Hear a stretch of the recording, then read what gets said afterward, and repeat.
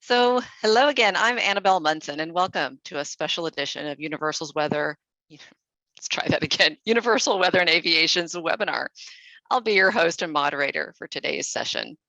Today, we're focused on giving you some key insights on ways to leverage our newest online trip planning platform, Feasibility-IQ, during this ultra hectic summer surge and international ops planning season we're all living through. Feasibility-IQ is designed to help you save tons of time and simplify the collection and organization of the massive load of detailed information you need to sort through when doing a pre-trip feasibility assessment. And then, of course, support you all the way through to successful mission delivery and completion. We're going to go ahead and get started. Let me set the scene for you. So the idea for this special webinar on Feasibility-IQ and trip planning optimization really came from the questions we're getting from all of you, all of our customers, day in, day out, as you're tackling the utter explosion in international trip requests everyone's experiencing these summer months. It's especially true from a destination standpoint for all of Europe, the Mediterranean in particular, as many of you know, who happen to be setting up trips to that in-demand region. And of course, it honestly extends to a host of other more business-oriented locations as well. Basically, in the run-up to today, we heard from two sets of operators, new Feasibility-IQ users that wanted to get the latest tips and tricks about the platform right now, since their demand to set up trips is really high and they need to be using it as effectively as possible. And also, we've been hearing from operators looking for a good highlight reel on Feasibility-IQ's features that they could share within their flight department. That way they can decide how best to use the platform in their operation. So we tapped one of our Feasibility-IQ experts to pull together a brief overview for you today on some of the most useful features and tools in the product right now, with an eye on helping you manage the current busy international trip planning period that we're in. So with that in mind, I'm happy to introduce Monica Campos. She's a senior leader in our trip support division, currently managing the Tango team. Good Lord, again, it's all on me today. Apparently, I needed a little less caffeine, not more.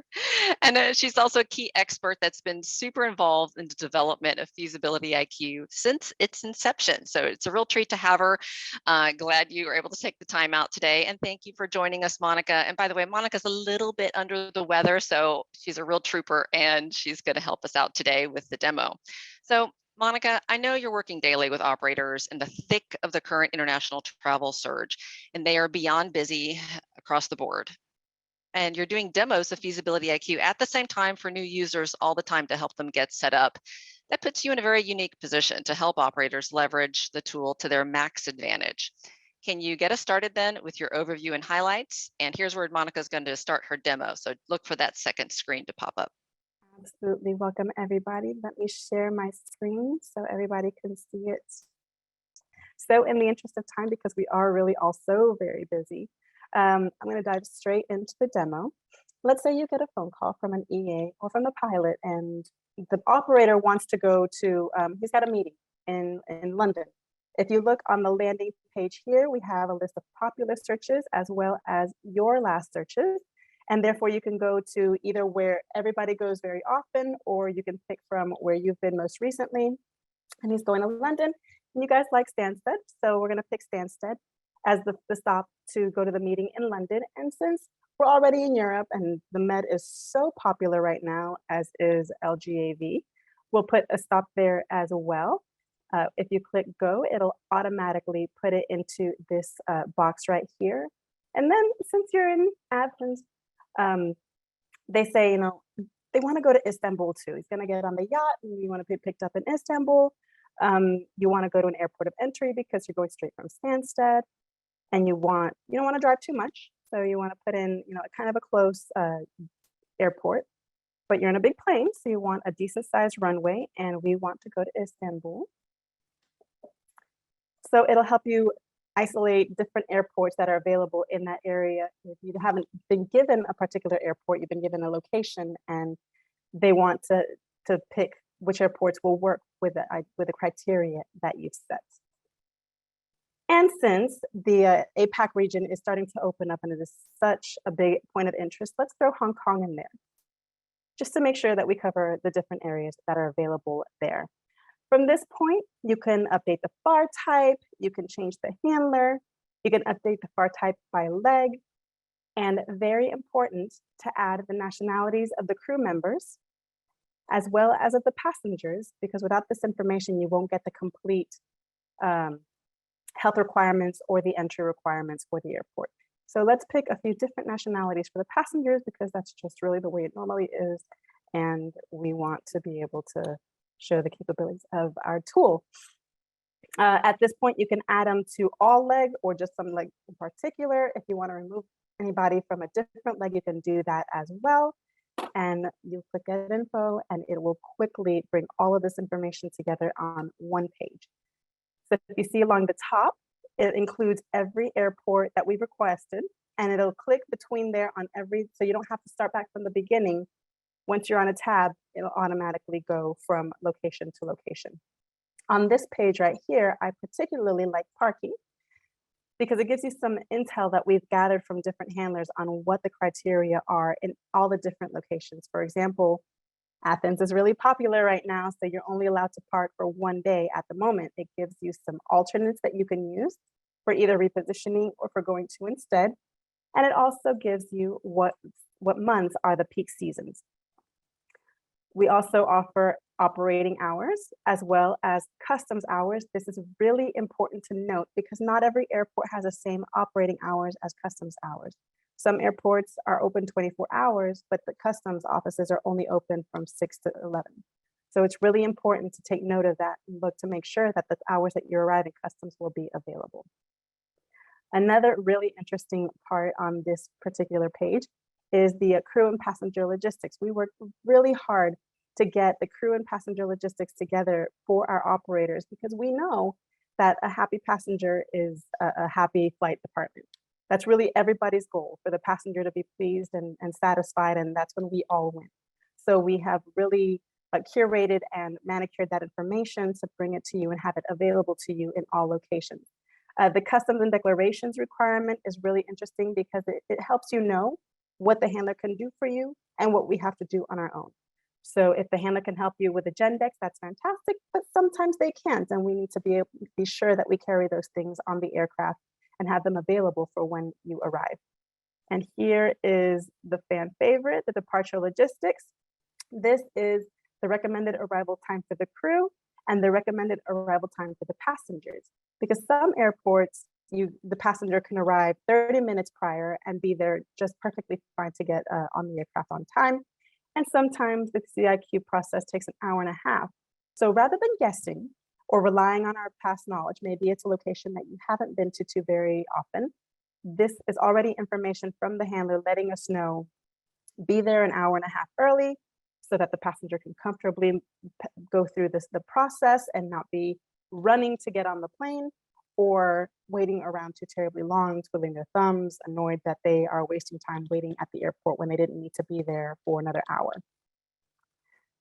Got it. So Monica, having seen you walk through this demo of Feasibility-IQ a few times, had the privilege of doing so at a couple of recent trade shows, I think one of the big questions, especially since you're covering so much detail about what Feasibility-IQ has for each airport, and then in particular example, the departure logistics. So where does all the information come from within Feasibility-IQ? I know you mentioned curated. How is it curated and who maintains it?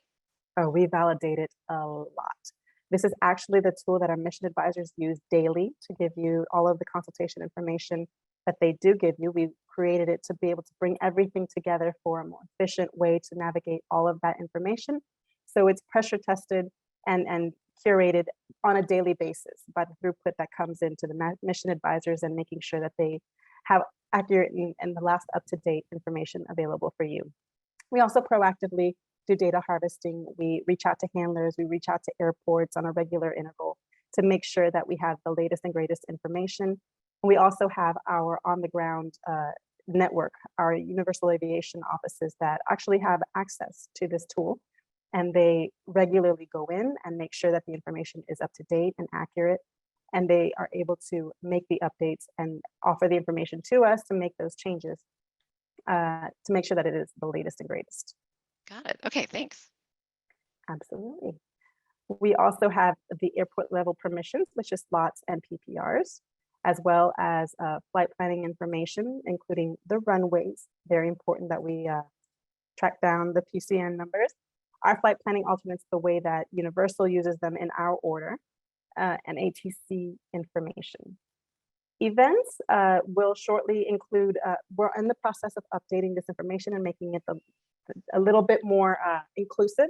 It'll include what the considerations are for that location. Are slots going to be a consideration for that event? Are hotels going to be a consideration for that event? Is it a worldwide event? Is it a country event? When does it start? When does it end? When should you start planning for it? Like Davos, you need to start planning a year in advance.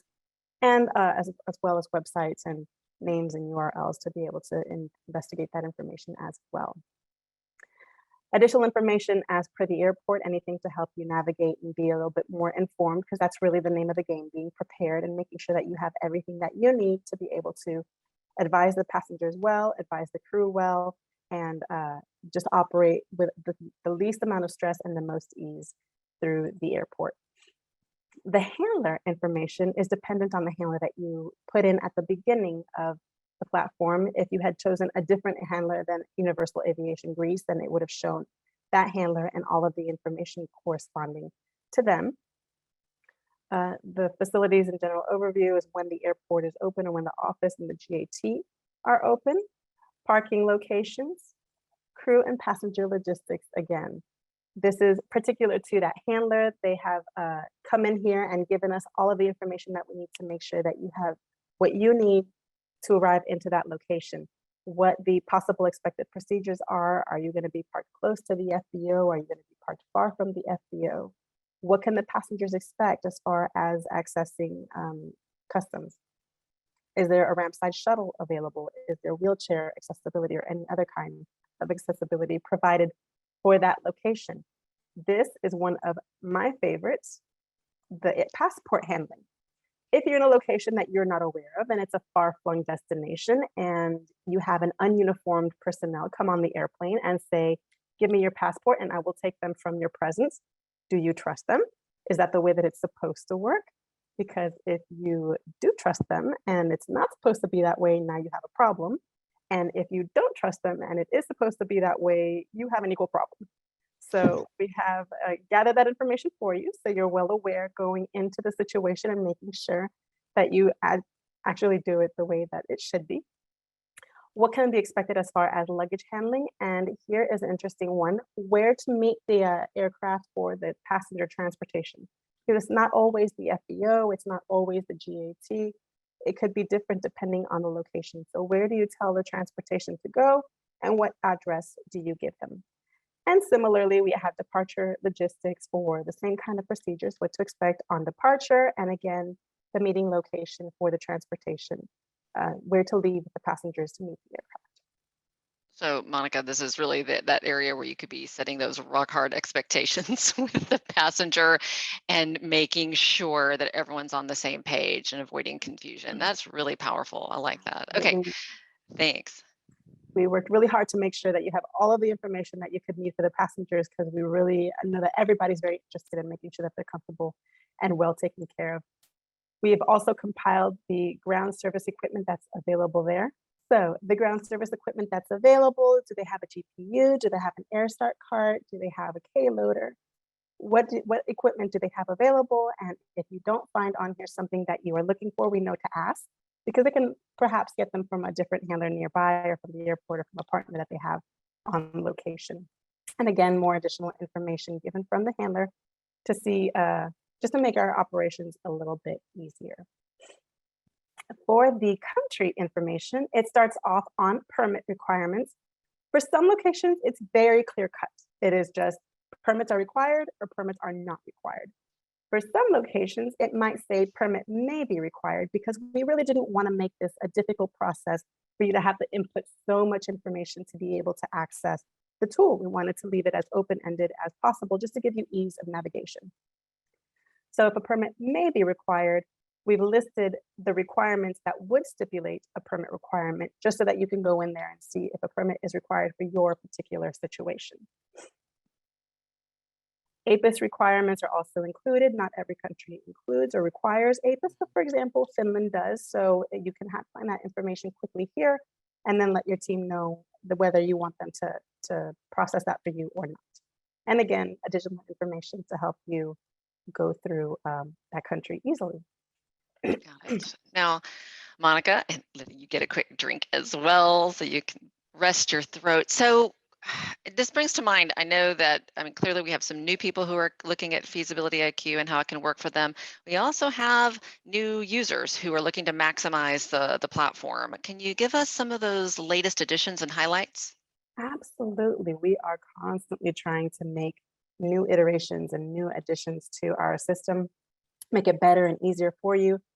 Restrictions, geopolitical at the moment, restrictions are the ones that we've added so far, is what we used to call sanctions. But sanctions was really US centered, and we wanted to expand to include the sanctions that are included in other parts of the world and in other countries. So we see here, we've added the Russian requirements. Any Russian national that wants to enter Greece needs to have approval. And that stands for any crew member, registry, operator, or passenger. We also include the NOTAM ID. And if a link were available to be able to quickly access that NOTAM, then we would include that here as well as we did in Stansted.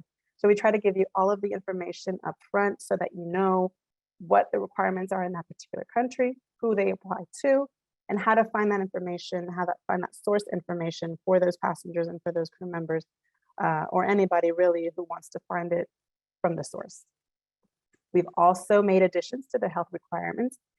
If you've been with us for a long time and you used to see the original feasibility guides, or you were in the first iterations of the Feasibility-IQ website, we used to have a lot of free text, and every country was so complicated and so difficult. And we worked really hard to structure that information. So it's still a lot of information, but we've structured it in a way that it's very scannable, and it also helps you have that eye memory and muscle memory to remember where to go quickly. You know where the information is now, and you can find, okay, if I want something that's just for the aircraft, I know to go to the general entry information. If I want to find out what's required for the people on the ground once they're in country, not for entry, but to get around, go to the movies, go to the restaurants, what's required there, we go to domestic measures. Here is our newest addition. There's none for Stansted, so there's no information there, but travel history restrictions. If a country, particularly APAC, because they are now starting to open up, and we did see historically in the rest of the world as countries started to open up that they had travel history requirements, where if you had been to a certain country recently, there was going to be special requirements of you and different stipulations. And that's still going to be the case in APAC because they are just starting to open up. So we see that currently, if you want to go to Hong Kong and you have been to Taiwan, China, or Macau in the last 14 days, you're going to have different requirements. And if you click on the country, it'll tell you who it applies to, what their status is, whether vaccinated or unvaccinated, and what section of entry it applies to. Is it for quarantine? Is it for entry? What's affected by the fact that you have been to these countries? And we also embedded it within the information of that particular position, whether it's a crew member or a passenger. Again, we listed the countries along the top in the section that is affected, because let's say, that entry requirements had been affected for Taiwan, but not for China. So you can quickly see here, okay, I've been to China, but I haven't been to Taiwan, so I can move on. But if I have been to one of these countries, you can click on show details. And again, it'll show you what the requirements, this time specific only to that section that you are in. We still have all of the crew information as previously placed, again, scannable and navigable so that you can quickly pinpoint the areas that you're looking for, as well as test sites in the event that the passengers decide they want to go to a location that hadn't previously been on the itinerary, and now they want to go and it requires testing where you're going. Here you can find quickly different locations that will offer testing, whether they come to you or not. Sometimes we include how much it costs, how to contact them, their websites, anything to make your life easier once you're in country. and get those tests done quickly. And finally, vaccinations and other, because while COVID has really been at the forefront of everybody's minds for the last couple of years, there are still very real things that we need to consider. Zika, Ebola, yellow fever is still out there and still very much tended to in different countries. So we do include that information under health requirements because they are still health requirements. They've just kind of been overshadowed for the past couple of years by this huge thing called COVID that, thank God, is hopefully on its way out. And Monica, this brings to mind though, because as you were noting, a lot of parts of the world, thankfully, are moving past some of those restrictions and access requirements, which has been obviously part of the boom that we're seeing in travel. But Asia Pacific in particular is definitely going to be a place that's going to require a deep knowledge of all of this as that hopefully continues to open up. Yes, definitely. And while there are so many different aspects that are valuable in the feasibility IQ, there's so many different things that you can look at just for the entire feasibility of your flight and your trip. We do know that COVID has historically been a big deal and will continue to be a big deal in those areas that are opening up. So definitely something that we still maintain and still employ and is available to you through this tool. Hotels, including what the universal discount is so that you can know if you want to do them yourself or if you want UV to set it up for you, how far they are from the airport, how many people we sent there last year, and how many people we have sent there this year. So we see in all of 2021, we have sent only one crew more than we have sent so far this year. It's going to be a busy season in Athens. We also have the access to Air Culinaire and UDC for transportation. And security. Security is partnered with Crisis 24. Universal is not an expert in security, so we partnered with people who are. We offer city security, so you can see the overall city rating as well as the breakdown by different categories. The most recent events in the city, recent events in the country, and this is a hidden jewel, local intel. We don't normally include this with the Feasibility IQ because it is extensive information. It can get really, really long. But it's really important and interesting information because there's a lot of things that we don't know about the places that we're going. And if the passengers are going somewhere or even the crew are going somewhere for business or even pleasure, you don't want to be offending, especially your business associates and the people that you're going to meet with. So it offers information on gestures, it gives insight into the environment, more in-depth security within the country, transportation information. Do they have Uber? Do they have Lyft? What's their version? Is it trustworthy? Should you take buses or taxi? Where do you take the bus or the taxi? Are they available on the corner or is that guy not trustworthy? Are there stands? All of those different kinds of things with a security bent so that you can be security minded in how you operate in that country. And financial as well. Do you trust the banks? Do you trust the ATMs? Where do you exchange money? Have there been a lot of issues with the ATMs stealing the information? All of those things that you need to keep in mind so that you have an uneventful, stress-free, and enjoyable visit wherever you are going. And Monica, just really quick. So this is all available, the security information from Crisis 24, all readily available in Feasibility IQ, just not in the feasibility guide, correct? We can include it in the feasibility guide should you request it. We don't regularly because like for NOTAMs, it can be very lengthy. But if you would like it in your feasibility guide, we can include it as well. But just let us know. Okay, thanks. Okay, and then likewise, we have partnered with Thematic for our entry requirements. We know that a lot of you use Thematic to determine your visa and passport requirements. And so together we have partnered with them to bring everything together under one tool. We had only one nationality for the crew members, but we did have multiple for the passengers. And so we see along the top, just like we did for the health requirements, the different requirements for the different nationalities of our passengers. So you can see it does change as you go from nationality to nationality, the requirements requiring a visa or what the exemptions are, and all of the different requirements for entry documents from the experts Thematic. Here is my favorite as far as entry requirements go. the country information. It includes import and export requirements, airport tax, and here is my favorite, the customs information. I like to go to England because it is really interesting to me. You have what you can import and how much. Arms and ammunition, that's really important because what if you were on a hunting trip? What if you're not hunting in Stansted, but you have weapons and ammunition on the aircraft? What do you have to do? How do you have to declare it?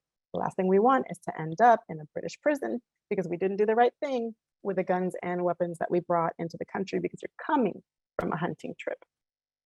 Foodstuffs that you can bring, crew members, and here is why I like it so much because I think it's really interesting, pets.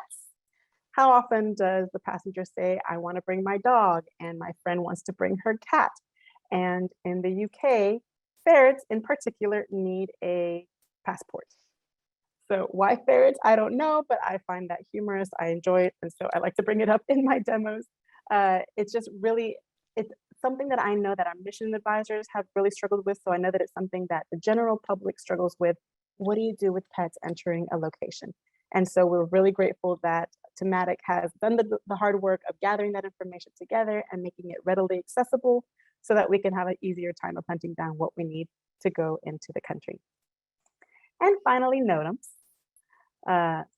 The airport NOTAMs are, well, they're all really categorized by what location is affected because maybe you're only interested in arrival in the runway and taxiways. Maybe the facilities aren't really that important to you. We all know that we can be reading NOTAMs for months and not get to the end of them. So we categorize them so that you can see them in the locations and the areas that matter to you, as well as really narrowing down the search to things that are going to close that particular facility. We wanted it to be a trip killer type of a thing, because again, we can be reading NOTAMs ad nauseum. So anything that's closed, closing, closure, unserviceable, US for unserviceable, suspended, anything like that is going to be included in this information. And we also have COVID NOTAMs and FIR NOTAMs if they are, in the location. But again, the FIR NOTAMs can be really extensive. So unless you particularly ask for them, we don't include them in the feasibility guide. One last thing that I did want to point out as far as features for the feasibility guide goes, let's say the EA has asked for just the information that applies to your Brazilian passenger, and they only want to know what's going on, what the logistics are for the Brazilian passenger, or all the passengers really, when they arrive in the location, as well as the crew and passenger logistics along the way. You can click on Add to Custom Report, and this will generate just a report for that particular information. This is really just an acknowledgement saying, I know that I'm missing out on a lot of critical information because this is all that the EA wants, but it can quickly create a report. And I've already, oh, look, I already made it already. So that you can send just that information for what's required for those particular locations. And it's again hyperlinked, takes you straight to the information for what you're needing, the departure logistics. You can go back to the top and go to the other airport for whatever you requested there. And that way have just the information that the EA needs in a quick, editable, inclusive report for the people who are requiring it. Got it. Okay, so there's a lot that's been added, Monica, since I think the last time I got the opportunity to see you do one of these live, a live demo was at our S&D conference. That was in April, and so much has been added since then. So I'm busy taking some notes here on so that I can stay up to date. So I know that our audience is doing that as well. So speaking of that, there's a lot that you can feature when you're doing your trip feasibility and or collecting your data to help inform passengers and crew or other members of the team. So how do you hone in on this as a user? Like, where can you see, okay, I've collected all of this about this trip or potential trip. How do they look at the highlights? The highlights, great question.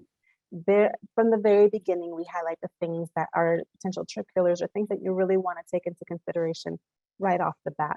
So we highlight the airport of entry, we highlight landing permit requirements, slot requirements, and PPR requirements. This is particularly useful if you are considering two different airports in one city, and one requires PPRs and slots and the other doesn't. You can make a quick determination of where you want to go based on how far in advance you're planning your trip and what the requirements are to get there, as well as a security rating, just so that you know off the bat, is it a safe place to go? We also include it on the top page of every tab with the airport of entry, what FAR type you have chosen, and all of the different requirements, security, man permits, slots, APIS, PPRs, what's required in that particular area, always bubbling to the top so you can quickly see it everywhere you go. Got it. Okay. Thank you, Monica. Thank you so much for the overview, and hopefully that provided some keynotes for folks who've tuned in. And I did want to keep you, if I can, for a few more minutes, because I know we had a couple of questions that people asked in advance, and I think I'll go to Timothy in a moment. He's been collecting questions in chat, or at least helping, he and Justin, vet some questions in chat and communicate with people online with us. So while they look at those notes, see if there's anything that we need to add live, I did want to ask a question that we got in advance, and that was specifically the feedback on the tool. How do users that are already in the system give feedback, or if they have ideas for enhancements, how does that get back to the product team? Absolutely. We have made it easy for data feedback within the tool. So if you come across a particular piece of information that you operated there recently and you find either incorrect data or what we put is incomplete or there's a typo, you can click on the type of information that you want to submit, hit submit, and that'll go directly to the department that maintains that information, and they will quickly update it as necessary. If you have feedback for the presentation, we often ask the question and really want you to tell us what will make your life easier. That information is best given to the account managers, and they'll get it to the right place to make sure that we can prioritize it and get it into the system quickly. Good. All right. Thank you, Monica, for that. And then another question that we got from several people in advance of today was, and you just demoed, right, the online version, but is there an iPad, iPhone, or other version available? There is an iPad version available. It is the beta release. It includes all of the same information as is included on the UI, and it's currently available for subscribers of Feasibility-IQ. So if you would like access to the iPad version, then get with your account manager, sign up for that free trial, and we'll get you started on that road. Great. All right. We're going to let Monica take a rest for a second. Thank you so much for that overview. Timothy, since you've been working here in the background, are there any questions that we need to highlight either for Monica, Justin, other members of the product team? We did have a question early on about underneath the airport information tab events, where they asked if there would be government holidays included in that information. Justin, I think you answered, but go ahead and answer again for the group. Yes, yeah, the event section will have government and local holidays, along with any special events that may impact traffic and impact your mission. Perfect. And then we had another question about what types of other operating types are covered in Feasibility-IQ. I think they had listed a 135 over 125. I see again, Justin, you answered that question, and I think you want to get a demo, but I'll let you answer that first, and then maybe we can see it in action. Sure. Monica, if you don't mind, can you pull up that front screen and we'll show the FAR types available? And this will, of course, impact the landing permit requirements when you select different FAR types, but you're able to select different FAR types from this drop down here with multiple options. And you can scroll through, there's several. And you noticed all the permit requirements changed in many of the locations when she went from 91 to 135.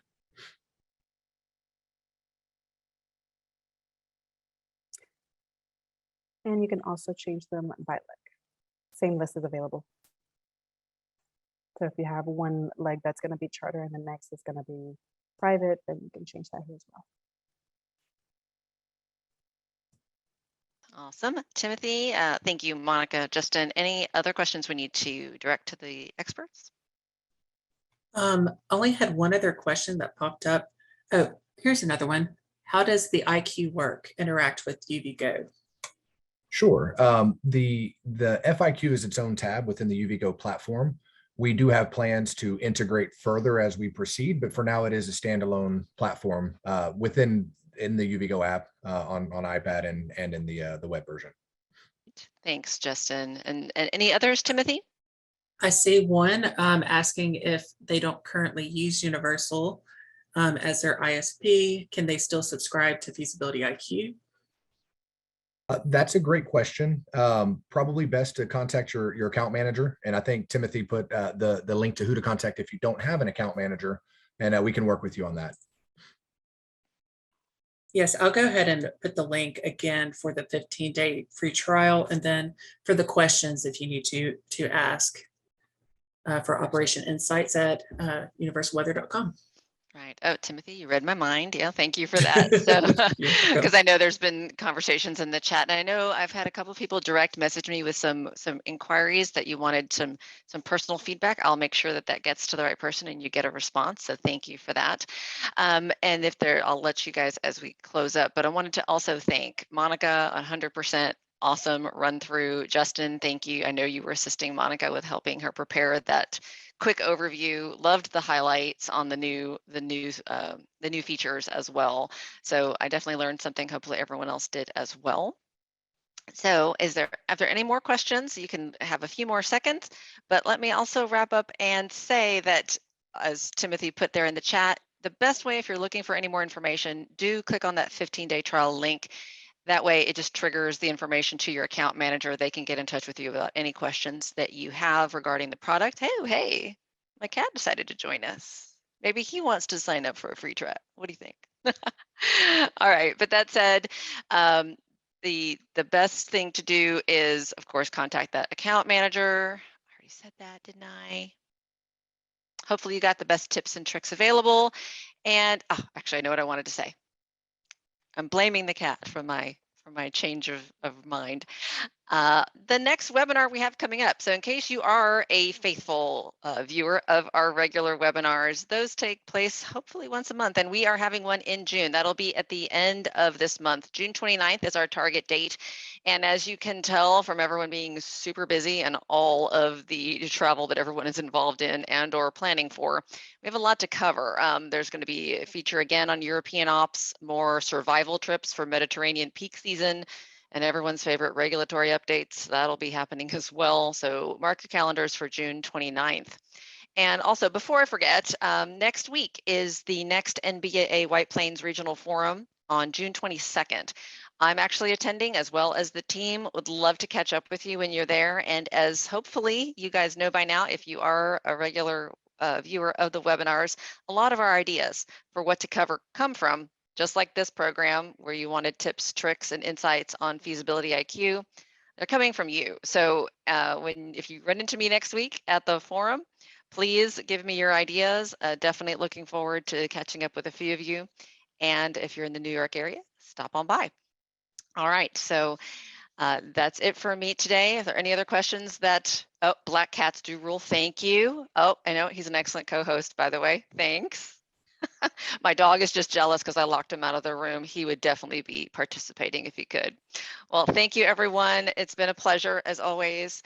Let us know any feedback, operationalinsight@univway.com, a great way to reach us here on the webinar team, and if need be, any other general questions so that we can help you get in touch with the right people. Pleasure to see you all. Thank you to our experts, and we'll see you hopefully on the 29th for the next webinar. Talk soon. Bye-bye.